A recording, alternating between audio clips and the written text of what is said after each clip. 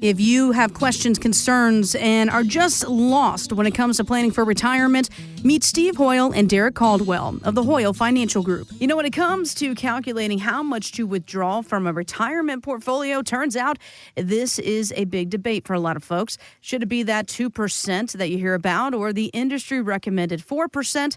Or maybe even more. Well, Manisha Takor is author of the book Money's In, The Secret to Finding Your Enough. She recently tells Morningstar that there is something else to consider. The order of returns when you retire make a huge difference. If you retire into a bull market, you're in great shape. If you retire into a bear market and you're pulling out money when assets are depressed, it can really shake up the statistical odds of not outliving your money. And so I encourage people to be really strategic about how they're going to access the money they need for the first 5 years. And if you're conservative like me, the first 10 years, so that you know you do not have to sell depressed assets in order to execute your retirement plan.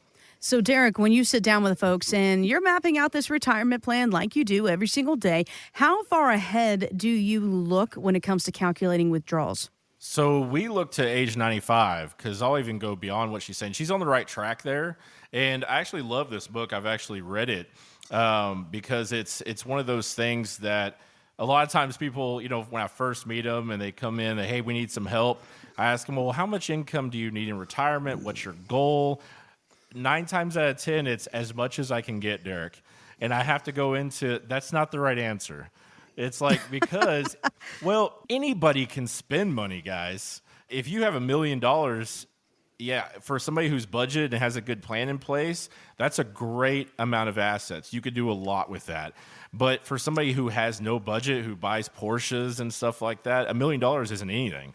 We plan out different buckets of money and when we're going to activate them all the way up to 95. Even when we look at long-term care, if you go into a long-term care situation, how are we going to pay for that? Where's the money coming from? Is it coming from a long-term care plan? Is it coming from your assets? If so, which asset? There's a lot of planning that goes into that. And the debate is one that it depends on the assets you're in, guys. If your money's in a bank, yeah, you're at that 2%, area. If you're in the market, the rule of 4% plays a big part into that. But if you have annuities, you can get, in between 5 to 8% income. So a huge difference based upon where your assets are, how you're diversified, and all of those play together. Steve, you hit the nail on the head earlier talking about the guy didn't have any money in the bank. You need money in the bank. You need, income stream. You need money in the market too. All those play together, but it's not a one and done thing. It's not, hey, I could take out 4% out of my, stock market assets. You shouldn't have, just like you said, Steve, you shouldn't have all your money in the market. You shouldn't have all your money in the bank. You shouldn't have all your money in annuities. All these factor in there. So when people throw out these arbitrary numbers, it's just, remember, guys, they don't know you. They don't know where your money is. They don't know anything about you. They're just doing their best to give you kind of a guideline. And that's where partnering with a financial advisor comes into play because, I talked to a real estate broker the other day that we took on as a client. This guy can run circles around me with real estate, Jess. He's done it for 40 years. He knows everything about it. And he looks me dead in the eyes. He's like, I've done this by myself for so long in the market. And he says, take a look at it. So we took a look at it. He's like, man, I could have done so much better if I partnered with you 20 years ago. And, I'm like, well, yeah, but hey, this is what we're going to do going forward. And we are really good in our fields. We have engineers, we have secretaries, everybody has their job in their professions, and this is ours. So, that's why people come on board with us is all these questions that, you listen to on podcasts and radios, you're listening to right now, right? There's a big reason why we diversify and why we have the plans that we do, right, Steve? One thing that I think is really important is we tell people, you need some money in the market. But what happens is people come to see us, and we did an educational event last week, and we showed an example of 2 different people that retired in 2 different markets, and how one of them totally ran out of money, and one of them ended up with tons of money. I think the sequence of returns, how you grow that money and how you take it out is everything. Can you talk about that example just a little bit, Derrick? I think it's powerful. wonderful. Yeah, I mean, it's, for instance, a good example and how this is kind of termed to make it easy to listen to, guys, is like if you retired in 2008 when the market tanked on us, right? Everybody knows that's what happened in 2008. But your strategy in retirement when you're taking funds out is a totally different strategy than when you're 30 years old and you're shoving away money into the accounts. So when you retire is very important. And not only when you retire, but where your assets are. Once again, in 2008, if you had, say, half your money in annuities or half your money in another, maybe an index universal life or bonds or something like that, you wouldn't have been hit so hard. But you also have an alternative. That's the fantastic thing about annuities is that if that occurs, you have an alternative place to take money from that didn't incur that huge loss like your market assets did. So you're not only diversifying, but you're spreading out your risk and you're giving yourself options, guys. This is the biggest thing in retirement is not to be, a slave to what's going on. We talked about it in the markets, in, who the president is or whatever, that you have options of where you're going to take money. So that added peace of mind is fantastic for people because it's like, hey, if A happens, we're going to do this. If B happens, we're going to do this. And you should partner with us because we go through all those steps for you. And it gives you the ability to see your grandkids and, do all that stuff and not worry about sitting around and turning on the news to see what the international Japanese markets are doing. Right, guys? So if you want to have options in retirement, options with withdrawals, if you want to have good, steady gains, if you want to have an income strategy and really make your retirement everything that you dreamed of, it's about having options. Let's sit down and look at your retirement and let's look at the options and how to create those options to get you in retirement and through retirement with the highest probability of success. The new Social Security cost of living adjustment is finally in. Beneficiaries will receive 2.5% more in 2025, but that's not as much as, the previous increases. For example, this year was 3.2%, and back in 2023 it was actually 8.7%. The cooling inflation is apparently responsible for the lower hikes, but tell that to seniors who are struggling to pay for their basic needs. What's one way to help take care of all of this ahead of time, guys? It's real simple. It's having a plan and working that plan, Jess. People come to see us and they talk about retirement. We talk about you need income today. We used to tell them that either 6, 7, or 8 years from now, you're going to need to turn on other buckets of money. Even though you have the same income, your cost of living is eroded. So we've got to get your cost of living at that same level. Now it's 2 years, 3 years, we're having to turn on other buckets of money. And Jess, we talk about, Social Security doesn't buy much. It was never meant to be a retirement plan. But for so many Americans, when we have a rise in that, the Medicare tax goes and just wipes it out. Don't you agree, Derrick? Mm-hmm. Yeah, I mean, Social Security, I tell even my friends, it's like, guys, Social Security is going to maybe keep you alive. That's what it's designed to do in its core. And, whether or not that's going to go away or look different in 10 years, because if everybody looks at their Social Security statements, they're not hiding the fact that in 10 years they're showing it as insolvent. That's something that we're going to have to combat against in probably some way, shape, or form, whether it's decreased Social Security or increase Social Security taxes on the working people. But inflation's killing retirees. That is the biggest impacted demographic of our country when it comes to that, because a lot of time you're not working. Hopefully we get raises at our job, right, guys? If we got good bosses and everything and we're getting raises there, but it's really hard on retirees and everything. So planning in advance is huge, Steve. You talked about like working the plan and everything, but you should have that plan in advance. Having an income source other than Social Security, you got to have that. You have to have that. But Derrick, I had a guy in our office the other day who told me that I was not very smart because I believed that Social Security could be reduced. And I said, well, wait a minute. I've got my statement I got last month out in my car in my briefcase. Let me show you what it says right here. If things don't change, it's going to be going away, And I mean, he acted like I was ignorant. And he said to me, well, it's people like me that vote, and I will make sure it doesn't happen. Derrick, I used to believe that for years. When I said to him, sir, I've got tools in my tool chest from different companies that if Social Security is reduced by 3%, it has this huge benefit that kicks in. That's the writing on the wall when our industry is planning for Social Security to be reduced. This is real. We need to believe this. And you know, Derrick, I'll be 62 next year. So, I mean, I'm sure not going to take it at 62. Just think about this, Jess. We talk about the cost of living, but you need to optimize Social Security. You have the chance for it to roll up at 8% each and every year all the way to age 70. So, you know, inflation is the silent killer. It's killing people. You know, we're going to see a lot of people working a second job at Lowe's and Home Depot and convenience stores, but you don't have to. Come see us. Even if you're in the middle of retirement, we'll figure it out. It all starts at looking at the numbers and figuring out what you want your retirement to be. Turns out the big American dream is going to cost you. There's a new report by Investopedia. They say it comes to about $4.4 million. Here's the breakdown of that. Retirement is $1.6 million. Home ownership, $930,000. Raising 2 kids, $832,000. Owning new cars, $811,000. Other expenses like vacations, weddings, that kind of stuff, $268,000.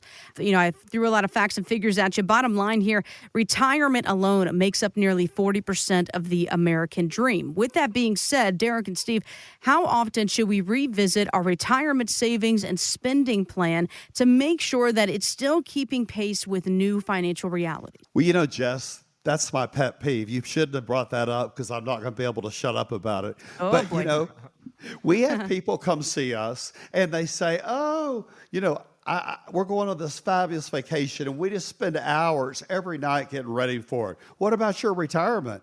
They say, oh, retirement? Oh, we'll do that down the road. But think about it. Americans spend hours and months planning that 1-week vacation. They spend less than 30 minutes a year planning that final phase of life called retirement. I just don't get it. You know, what an opportunity to have the American dream in retirement. People walk in to see Derrick or myself all the time, and they kind of beat their chest. I've got this much money. Well, how much income will that generate? Well, up until about a year and a half ago, if you had it on ice on CDs or whatever, it wasn't much. You know, how much can you generate and not lose the family farm? I just think it's so important to really figure out those details about that. Derrick? Oh, absolutely. And it's harder when you're younger, right? Because I tell stories too in our education classes of, you know, no one's perfect financially, and including myself, right? I've done dumb things when I was younger.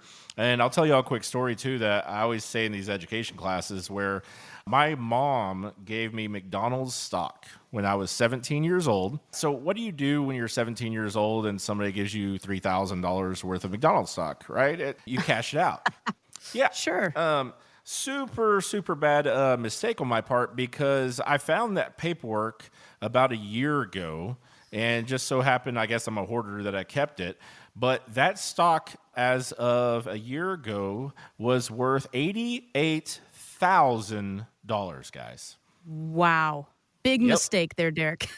Yeah. Oh, man. So, and this goes to everybody listening too. When you take money out of your retirement accounts when you're younger and things like that, time value of money is actually what you're cashing in. So when I got that check for whatever it was after taxes, I gave up $88,000 is really what I gave up.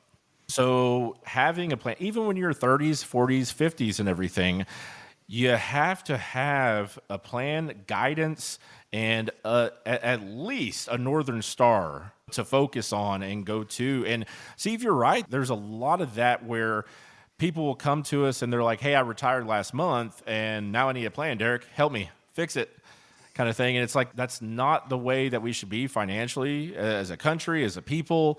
Is, you know, if you're spending a lot more time on the vacation, think about all the vacations you're going to take in retirement if you do it right. Derrick, I think one thing that's really important is I tell people, you know, you talk about, people call us all the time and say, last Friday I retired, what I need to do.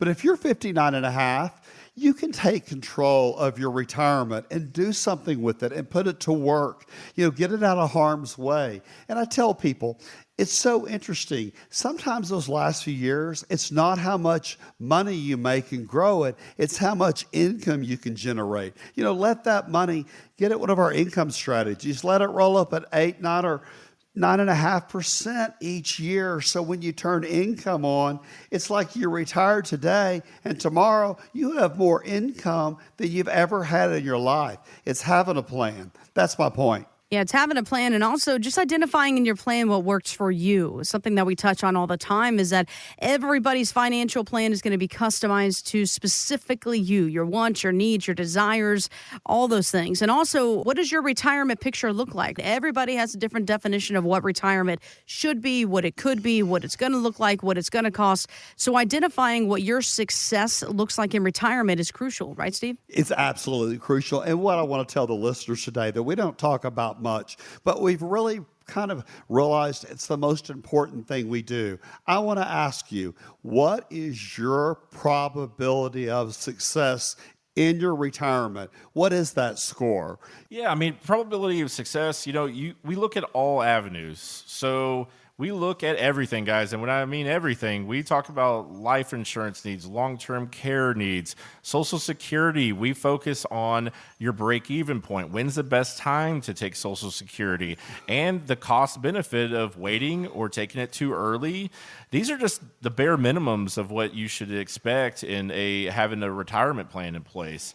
We run stress tests on that portfolio, shows you pros and cons. Hey, if something like 2008 happens again, this is what it means to you. If something like the tech bubble in 1999, 2000 happens, this is what it means to you. Even during COVID, we now have simulations on that too, that, hey, if COVID happens again, this is, what it could mean for your portfolio.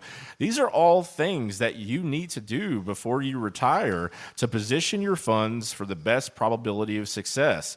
And yes, we're looking for 95% or above, right? Because everybody's like, well, what, Derrick, I have $2 million. How do I have a 95% chance?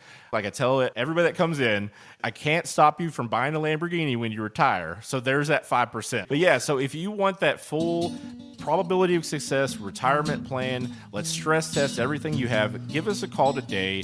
Go to our website. You can listen to our podcast too at Retire Texas Style. You can ask questions on there too. But the best way is give us a call, get us scheduled, and sit down with us, because you can give your boss 2 more years of your life, or you can come see me and give me 2 hours to make a difference for you. We want to define your probability of success in retirement. If you'd like to sit down with Steve and Derrick or a member of the Hoyle Financial Group, visit retiretexasstyle.com. Investment advice offered through Hoyle Wealth Management, a Texas-registered investment advisor able to provide investment advice in states where it's registered, exempt, or excluded from registration. Content contained herein should not be construed as an offer or solicitation for investment advice or for the purchase or sale of any security, insurance, or other investment product. Investments involve the risk of loss, including possible loss of principal. Please consult with a qualified financial, tax, accounting, or legal professional before implementing any ideas or strategies discussed here. Content provided is obtained from sources believed to be reliable but cannot be guaranteed as to its accuracy or completeness. By contacting us, you may be provided with information about insurance products, including annuities offered through Steve Hoyle, Texas Insurance License 716036. Annuity guarantees rely on the financial strength and claims-paying ability of the issuing insurance company. Read your contract for restrictions, limitations, or penalties. Steve Hoyle is not licensed in all 50 states. To find out if Steve Hoyle is licensed in your state, please call 806-371-9473.